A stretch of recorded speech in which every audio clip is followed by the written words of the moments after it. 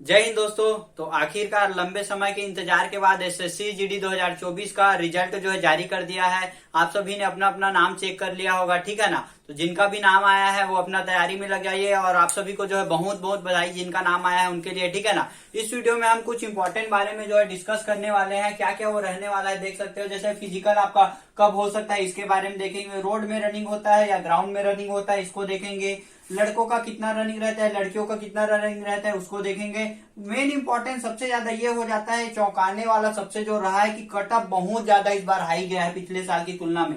इसके बारे में डिस्कस करेंगे कि कटअप इतना हाई कैसे गया है, ठीक है ना, क्या कारण है इसके देखते हैं। ओबीसी का कटअप जो है जनरल से ज्यादा गया है। छत्तीसगढ़ की अगर हम बात कर लेते हैं तो छत्तीसगढ़ में ही आपका क्या हुआ है, ओबीसी का कटअप जो है जनरल की तुलना में क्या है, ज्यादा गया है, ठीक है ना।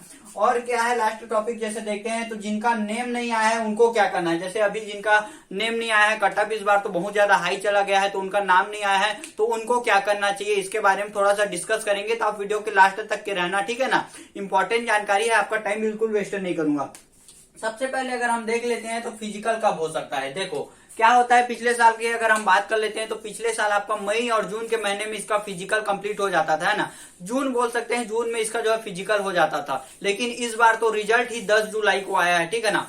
इसका अगर हम फिजिकल की बात कर लेते हैं तो लगभग आपके पास अभी जो है 20 दिन से लेकर के 1 महीने तक के आपके पास समय है। मिनिमम भी अगर हम मानते हैं तो 20 दिन तक के आपके पास जो है पर्याप्त समय है तैयारी करने के लिए। क्योंकि आप सभी को पता है जो अच्छा रिजल्ट बना के आए थे वो तो पहले से ही थोड़ा थोड़ा रनिंग कर रहे होंगे, तो 20 दिनों में आपको थोड़ा सा और कवर भी करना है ना। केवल फिजिकल इसका क्या रहता है, केवल क्वालिफाई रहता है ना, नंबर का कोई चांसेस नहीं है इसमें। फिजिकल में क्वालिफाई रहता है, जितना टाइम रहता है उसी में रनिंग करना है। तो आपको ऐसा नहीं है कि बहुत तेज रनिंग करना पड़ेगा, नंबर लाना पड़ेगा, इसमें भी कॉम्पिटिशन है, ऐसा बिल्कुल नहीं है। केवल क्वालिफाई करना रहता है ना, तो ज्यादा दिक्कत नहीं है। 20 दिन 1 महीने का समय लगभग पर्याप्त है, ठीक है ना। दूसरा क्या चीज है, दूसरा देखते हैं तो रोड में रनिंग होगा या ग्राउंड में। देखो अधिकतर जगह में, मैक्सिमम जगह में आपका क्या होता है, रोड में ही रनिंग होता है। सभी के पास ग्राउंड नहीं रहता है। और अभी को जो है बरसात का समय चल रहा है, बरसात में तो ग्राउंड का हालत आप जानते ही हो क्या हो जाता है ना, बनता नहीं है रनिंग करते। जहां थोड़ा सा अच्छा है वहां पे जो है आपका ग्राउंड में रनिंग भले ही हो सकता है, बाकी अधिकांश जगह में रोड में ही रनिंग होता है। क्योंकि 5 किलोमीटर का दूरी रहता है, लंबा दूरी रहता है, बार बार जो है ग्राउंड में ही रनिंग नहीं कराते बनता, ठीक है ना। अगर ग्राउंड बड़ा रहता है तो कई जगह होता है, ऐसा नहीं है, होता है कई जगह के कई कैंप में जो है होता है ग्राउंड में भी रनिंग, लेकिन अधिकांश जगह में रोड में ही रनिंग होता है। हाँ एक चीज और है, लड़कियों के रनिंग अगर हम बात कर लेते हैं, लड़कियों का रनिंग 1600 मीटर होता है, तो उनका जो है ग्राउंड में ही करा देते हैं ना, क्योंकि कम रनिंग रहता है तो ग्राउंड में करा देते हैं। लेकिन अगर हम छत्तीसगढ़ की अगर बात कर लेते हैं, छत्तीसगढ़ में 2 जगह में क्या होता है आपका फिजिकल होता है। एक तो दुर्ग में होता है सीआईएसएफ सेंटर में, दूसरा सीआरपीएफ सेंटर बिलासपुर भरनी में होता है। बिलासपुर का मेरे को कंफर्म जानकारी है, बिलासपुर में क्या होता है आपका रोड में रनिंग होता है, दोनों का, लड़कियों का और लड़कों का भी दोनों का रनिंग रोड में ही होता है, ठीक है ना। वीडियो इसका भी जो है मेरे चैनल पे अपलोड है, एसएससी जीडी ऑल वीडियो करके जो है प्लेलिस्ट बना है, उसमें डला है सभी चीज का रिव्यू वीडियो, रनिंग वीडियो सभी, वो जाके देख लेना, ठीक है। सीआईएसएफ सेंटर दुर्ग छत्तीसगढ़ की अगर हम बात कर लेते हैं तो वहां भी जो है रोड में ही रनिंग होता है, वो चाहे लड़कों का हो चाहे लड़कियों का। तो छत्तीसगढ़ की अगर हम बात कर लेते हैं तो रोड में ही रनिंग होता है, ठीक है ना। तीसरा क्या चीज है आपका कटअप। कटअप इतना हाई कैसे गया है, सबसे इंपॉर्टेंट हो जाता है। देखो वैकेंसी इसका जो है 25,000 था, उसके बाद जो है इसका वैकेंसी 46,000 हो गया। तो बहुत ज्यादा कैंडिडेट के द्वारा उम्मीद लगाया जा रहा था कि अब जो है वैकेंसी बढ़ गया है, तो जो पिछले साल कटअप था वही कटअप जो है इसी के आसपास जो है कटअप रहने वाला है, कटअप कम जाएगा करके। लेकिन इतना हाई कटअप गया है जो किसी ने सोचा नहीं था, किसी ने उम्मीद नहीं किया होगा, है ना। शायद ही किसी यूट्यूबर ने इतना हाई कटअप बताया होगा जितना इस बार का कटअप गया है। वैकेंसी तो पिछले साल जितना था उतना ही है, और थोड़ा सा पढ़ाई का लेवल तो बढ़ा ही है ना, पढ़ाई का लेवल समय के साथ बढ़ते जा रहा है, इस कारण कटअप भी बढ़ेगा, उसको वो तो ऑब्वियसली बात ही है, ठीक है ना। अब देखो 5वां चीज है, ओबीसी का कटअप जनरल से ज्यादा कैसे गया है। देखो एक चीज आपका ध्यान देना, छत्तीसगढ़ का देखो, बाकी स्टेट का मैंने थोड़ा ध्यान नहीं दिया है, लेकिन छत्तीसगढ़ का देखो क्या हुआ है, ओबीसी का कटअप जो है, ओबीसी का कटअप जो है किससे जो है जनरल से ज्यादा गया है, अनरिजर्व से ज्यादा गया है। इसके पीछे क्या कारण है, इसके पीछे मेरे को थोड़ा सा कारण नहीं पता था, आपने ही कमेंट करके बताया तब मेरे को ध्यान आया कि ये रीजन है करके, है ना। मैंने इसको थोड़ा सा ध्यान नहीं दिया था। कारण ये है आपका, देखो थोड़ा सा देखते हैं, ठीक है ना। मेन कारण क्या है, चीज है आपका ओबीसी का ज्यादा कटअप गया है, अनरिजर्व का कम गया है। इसके पीछे कारण ये है कि ओबीसी को जो है 3 साल का छूट मिलके 26 ईयर तक का आप जो है कैंडिडेट को ले सकते हैं, ठीक है ना। ओबीसी को 3 साल का छूट मिलता है। मिनिमम एज कितना था, 18 से 23 साल, लेकिन ओबीसी को 3 साल का 3 ईयर का आपका क्या हो जाता था, छूट मिल जाता है ना। इस कारण 26 साल तक के कैंडिडेट इसके लिए फॉर्म अप्लाई कर सकते थे। लेकिन ये जो है आपका 18 से 23 साल वो अनरिजर्व के लिए इतना ही रहेगा। अनरिजर्व में केवल और केवल क्या होगा, 23 साल के ही कैंडिडेट जो है जा सकते हैं। तो कई कैंडिडेट ऐसे होंगे जो ओबीसी से होंगे जिनका नंबर, देखो क्या हुआ है, एक चीज मैं आपको थोड़ा सा लिख के बताता हूं तब आपको जो है समझ आएगा, ठीक है ना। कितना कितना गया है उसके बारे में थोड़ा सा मैं आपको समझाते हूँ पूरा डिटेल से कि छत्तीसगढ़ में क्या हुआ है इस बार करके, ठीक है ना।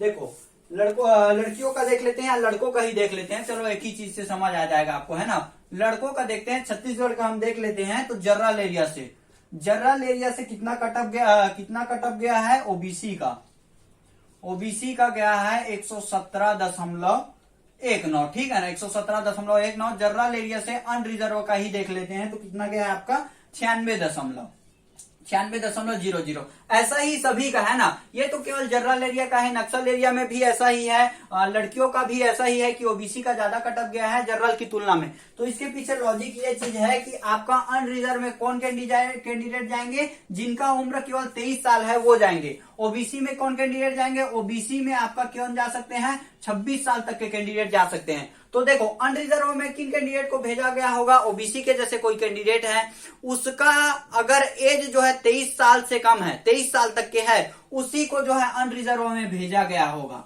जो कैंडिडेट, देखो क्या हुआ होगा, अभी कई कैंडिडेट ऐसे होंगे जिनका एज जो है 25 साल चल रहा होगा, मतलब वो ऑब्वियसली ओबीसी के कैटेगरी में आएंगे, वो अनरिजर्व में नहीं जा सकते, तो उनको 117 नंबर को फाइट करना पड़ेगा। आप जैसे बोलोगे, मान के चलिए कोई कैंडिडेट का एज कितना है, 25 साल है, उसका कितना नंबर बना है, 110 नंबर बना है। अब वो देख रहा है कि अनरिजर्व में मेरा कैसे नहीं आ रहा है, अनरिजर्व का कटअप तो 96 गया है जबकि मेरा नंबर 110 है, तो मेरे को तो अनरिजर्व में भेज देना चाहिए करके। तो ऐसा बिल्कुल नहीं होगा।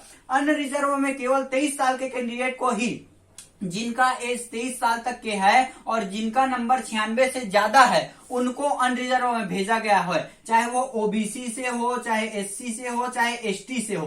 तो ये आपका लॉजिक है। केवल 23 साल के ही कैंडिडेट जिनका नंबर 96 से ज्यादा है और या वो किसी भी कास्ट से हो, उनको अनरिजर्व में रखा गया है। और ओबीसी का कटअप 117 इसलिए हाई गया है क्योंकि इसमें जो है 26 साल तक के कैंडिडेट हैं। मैंने आपको ये कारण बताया ना, इसका जो है 25 साल एज हो गया था, इस कारण इसको जो है अनरिजर्व में नहीं भेजेंगे, ओबीसी में ही भेजेंगे। और ओबीसी में भेजने के लिए इसका नंबर 117 से पार होना चाहिए, इसका नंबर 110 है, इस कारण इसका नाम नहीं आया है। तो ये लॉजिक है। कई लोगों का ऐसा है कि मेरा जो है 107 नंबर है फिर भी मेरा नाम आ गया है, क्यों आया है, तो उसका जो है किससे आया है, अनरिजर्व से आया है, क्योंकि उसका एज जो है 23 साल तक के ही है, या 23 साल से कम है, या 23 साल तक के ही है। इस कारण उसको ओबीसी में न रख के किस में रख दिए, अनरिजर्व में। और अनरिजर्व का कटअप कितना है, 96 है। तो ये मेन लॉजिक है कि अनरिजर्व में 23 साल तक के ही कैंडिडेट को लेना है, इस कारण से इसका कटअप कम है। और ओबीसी में 26 साल तक के कैंडिडेट को लिए हैं, इस कारण से इसका कटअप जो है ज्यादा गया है, ठीक है ना। तो ये आपका मेन रीजन हो गया, जो बहुत ज्यादा कैंडिडेट के मन में डाउट था। मेरे को भी थोड़ा सा इसके बारे में ध्यान नहीं था। जब आपने कमेंट करके जो है जानकारी मेरे तक के पहुंचाया, तब मैं जो है जाके पीडीएफ को देखा हूं, तब पता चला है, ठीक है ना। ये चीजें हो गया। लास्ट देख लेते हैं जिनका नेम नहीं आया है वो क्या करेंगे। देखो इस बार जो है कटअप बहुत ज्यादा हाई चला गया है, तो बहुत से कैंडिडेट का नाम नहीं आया है, उनको जो है अब पछतावा भी हो रहा है और मेहनत कर लेना चाहिए था। घर वालों को क्या जवाब देना है। बहुत से कैंडिडेट का बहुत बड़ा सपना रहता है एसएससी के थ्रू जो है डिफेंस में जॉब लगना है ना। तो आपको देखो घबराना नहीं है, बिल्कुल भी हार नहीं मानना है।